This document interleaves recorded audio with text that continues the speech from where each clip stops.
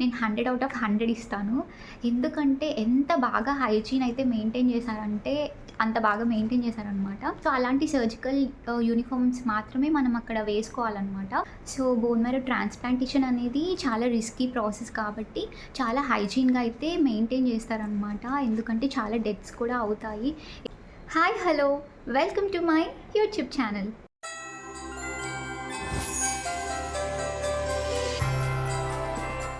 Hygiene ఎలా maintain చేశారు హాస్పిటల్‌లో నా ఎక్స్‌పీరియన్స్ అంతా నేను షేర్ చేయాలనుకుంటున్నాను. అలానే లోపల ఏం డ్రెసెస్ అయితే వేసుకోవాలి, ఏం వేసుకోకూడదు అండ్ అలానే ఏం క్యారీ చేయాలి. సో, అంత బేసిక్స్ థింగ్స్ అంతా నేను ఈ వీడియోలో కవర్ చేస్తాను. Okay. Let's quickly get into the video. Dresses విషయానికొస్తే సో, మనకి సర్జికల్ యూనిఫార్మ్స్ చూసే ఉంటాం కదా! డాక్టర్స్, నర్సెస్ వేసుకుంటారు కదా! సో, అలాంటి సర్జికల్ యూనిఫార్మ్స్ మాత్రమే మనం అక్కడ వేసుకోవాలనమాట. సో, వాళ్ళు మనకి ప్రీవియస్‌గానే చెప్తారు. అవి ఒక 2 పెయిర్స్ తీసుకొని రమ్మని చెప్పి. పేషెంట్ సర్జికల్ యూనిఫార్మ్ కొనుక్కోవాలి. అలానే పేషెంట్‌తో స్టే చేసే అటెండెంట్ కూడా కొనుక్కోవాలనమాట. సో, పేషెంట్‌తో పాటు ఒక్క పర్సన్ ఉండడానికి అలౌడ్ అనమాట పేషెంట్‌ని టేక్ కేర్ చేయడానికి. సో, వాళ్ళు కూడా 2 పెయిర్స్ పర్చేస్ చేసుకోవాలి. పేషెంట్ కూడా 2 పెయిర్స్ అనేది పర్చేస్ చేసుకోవాలనమాట. సో, ఇక్కడైతే మా మదర్ అండ్ నేను సర్జికల్ యూనిఫామ్‌లో ఉన్న పిక్స్ అయితే నేను అటాచ్ చేస్తున్నాను. ఒకసారి చూసేయండి. అండ్ కంపల్సరీగా పేషెంట్ అండ్ అటెండెంట్ ఇద్దరు మాస్క్ అయితే పెట్టుకోవాలి అండ్ హెడ్ క్యాప్ కూడా పెట్టుకోవాలి. ఎందుకంటే ఇన్ఫెక్షన్స్‌ని ప్రివెంట్ చేయడానికనమాట. ప్రీవియస్‌గా ట్రాన్స్‌ప్లాంటేషన్ తీసుకున్న పేషెంట్స్ ఉంటారు కదా! వాళ్ళు యూజ్ చేసిన ఆ డ్రెసెస్ కూడా అక్కడే ఉంటాయి సర్జికల్ యూనిఫార్మ్స్. సో, వీటితో పాటు అవి కూడా మనం యూజ్ చేసుకోవచ్చనమాట. మన సైజ్ ఏముంటే అవి తీసుకొని. ఎందుకంటే 1 మంత్ స్టే కాబట్టి సో, అవి కూడా మనము యుటిలైజ్ చేసుకోవచ్చనమాట. సో, మనమేమి డ్రెసెస్ తీసుకొని వెళ్ళి అక్కడ పెట్టడానికి ప్లేస్ కూడా అంత ఉండదు. సో, మనం యూజ్ కూడా చేయమనమాట. ఎందుకంటే అక్కడ ఆ సర్జికల్ యూనిఫార్మ్సే మనం యూజ్ చేసుకోవాలి కాబట్టి.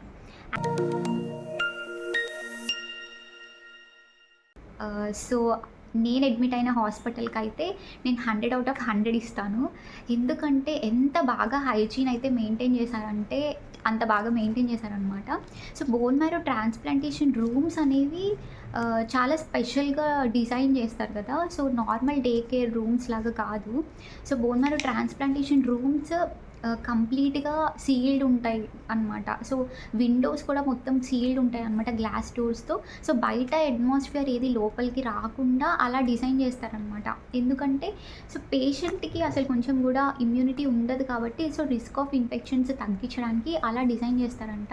సో, రూమ్ కూడా మొత్తం సెంట్రల్ ఏసీతో ఉంటుంది. సో, బయట ఎండ గానీ, వాన గానీ, గాలి గానీ ఏమీ ఉండదనమాట. సో, కంప్లీట్‌గా ఆ రూమ్‌లోనే మనం ఐసోలేట్ అయ్యి ఉంటాము. స్టే చేసిన 1 మంత్ కంప్లీట్‌గా అనమాట. సో, యాక్చువల్‌గా మనకి white blood cells normal range ఎంతంటే 4000-11,000 అరౌండ్ ఇంత ఉంటుందనమాట. కానీ వన్స్ మనకి స్టెమ్ సెల్స్ అనేవి మన బాడీలో నుంచి స్టెమ్ సెల్స్ కలెక్షన్ అవన్నీ చేశాక సో, మనకి వైట్ బ్లడ్ సెల్స్ కౌంట్ అదంతా 0కి డ్రాప్ అయిపోతుందనమాట. సో, ఏ పర్సన్ అన్నా 0 సెల్స్‌తోని ఎలాగో ఉంటారో తెలీదు. బట్ స్టిల్ యాక్చువల్‌గా మనకి వైట్ బ్లడ్ సెల్స్ ఆహ్, దేనికంటే యాక్చువల్‌గా ఇన్ఫెక్షన్స్‌ని గానీ, బ్యాక్టీరియాని తో కానీ మన బాడీననేది ప్రొటెక్ట్ చేస్తదనమాట. కానీ మనకి స్టెమ్ సెల్స్ కలెక్షన్ అనేది జరిగిన తర్వాత వైట్ బ్లడ్ సెల్స్ అనేది 0కెళ్ళిపోతాయి కాబట్టి సో, చాలా ఫాస్ట్‌గా ఇన్ఫెక్షన్స్ అనేవి వచ్చేస్తాయి. బికాజ్ ఇమ్యూనిటీ పవర్ అనేది పేషెంట్‌కి ఉండదు కాబట్టి. సో, మనం ఎంత హైజీన్‌గా మెయింటైన్ చేసినా కూడా ఏదో ఒక ప్రాబ్లమ్ రావడం, ఇన్ఫెక్షన్ రావడము.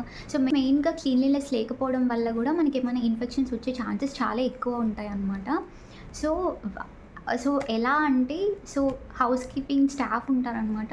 సో, మార్నింగ్ అరౌండ్ 9:30 ఆ టైంకే ఈ ఆయా వాళ్ళు వచ్చేస్తారు. వచ్చేసి రూమ్ అంతా ఊడుస్తారు. మొత్తం వెట్ క్లాత్ ఏస్తారు.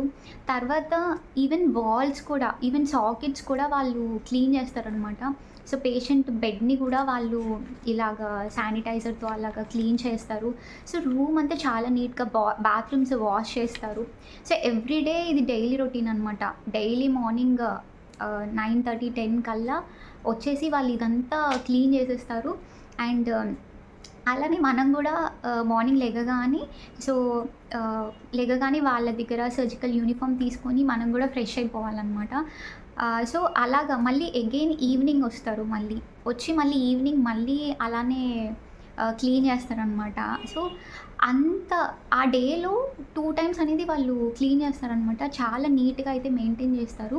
అండ్ రూమ్‌లో గూడా అసలు మనని ఏది ఎక్కువ పెట్టనివ్వరు. మెడిసిన్స్, ఒక వాటర్ బాటిల్, ఏమన్నా పేషెంట్‌కి ఫుడ్ ఇవ్వాలంటే ఫుడ్ అప్పటికప్పుడు ప్రిపేర్ చేసిన ఫుడ్ జస్ట్ లోపలికి తీసుకెళ్ళి ఫుడ్ తిన్నాక మళ్ళీ బయటికి తీసుకెళ్ళిపోవాలనమాట. ఏ అన్నెసెసరీ ఐటెమ్ అనేది అక్కడ పెట్టనివ్వరు. ఎందుకంటే ఇన్ఫెక్షన్స్ ఎక్కడ వచ్చేస్తాయో ఏమో అన్నట్టు చాలా ఆహ్, కేరింగ్‌గా అండ్ చాలా క్లీన్‌గా అయితే చూసుకుంటారు. వాల్స్ కానీ, కబోర్డ్స్ కానీ ఏది చూసినా గూడా అప్పుడప్పుడే కన్‌స్ట్రక్ట్ చేసినట్టు అంత నీట్‌గా అయితే ఉంటుందనమాట. ఎందుకంటే ఏమైనా కొంచెం కేర్‌లెస్‌గా ఉన్నా గూడా సో, ఏదన్నా పేషెంట్‌కి చాలా డేంజర్ అయ్యే ఛాన్సెస్ ఉంటాయి కాబట్టి, అంటే చాలా డెత్స్ కూడా అవుతాయి. ఏమన్నా కొంచెం కేర్‌లెస్‌గా ఉన్నా గూడా. అండ్ అలానే ఆహ్, మనల్ని అట్‌లీస్ట్ టవల్ గూడా లోపలికి తీసుకెళ్ళనివ్వరు. ఓన్లీ సర్జికల్ యూనిఫార్మ్ వేసుకోవాలనమాట. అంతే, టవల్ కూడా ఉండదు. ఇంకా అలానే డ్రై అయ్యాక డ్రెస్ వేసుకోవడం, బాత్ అయ్యాక అలా ఉంటదనమాట. సో, అది కూడా మనం వాష్ చేయము. ఆ సర్జికల్ యూనిఫార్మ్స్ ఏమైతే మనం ఏసుకున్నామో అది కూడా హౌస్ కీపింగ్ స్టాఫ్ వాళ్ళే వాష్ చేస్తారు. వాళ్ళే వాష్ చేసి సంథింగ్ వాళ్ళు ఇన్ఫెక్షన్ ఫ్రీ అయ్యేలాగా సంథింగ్ ఏదో చేస్తారు. చేశాక మనకి న్యూ డ్రెసెస్ నీట్‌లీ ప్యాక్డ్ వస్తాయి కదా! ప్యాకెట్స్‌లో, అలా ప్యాకెట్స్‌లో వస్తాయన్నమాట. ఆ డ్రెసెస్ అనమాట. సో, అంత నీట్‌గా అయితే వాళ్ళు డ్రెసెస్ కూడా మనకి ఇస్తారు. Thanks for watching the complete video. Thanks for your time. Take care all. See you in the next video. Bye.